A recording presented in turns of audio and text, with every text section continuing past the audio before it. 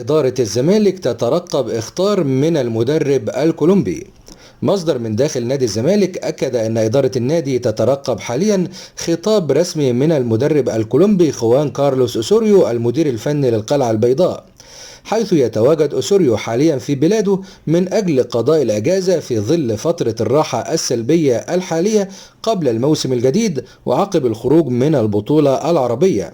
هذا الخطاب الذي ينتظر نادي الزمالك من أوسوريو لتحديد موعد العودة إلى القاهرة، وذلك من أجل وضع خطة الإعداد وتفاصيل معسكر الإعداد للموسم القادم، حيث سيتم تحديد جلسة مع المدرب الكولومبي من أجل تحديد كل تفاصيل معسكر الإعداد بالإضافة إلى احتياجات الفريق ووضع خطة الإعداد المطلوبة للموسم الجديد،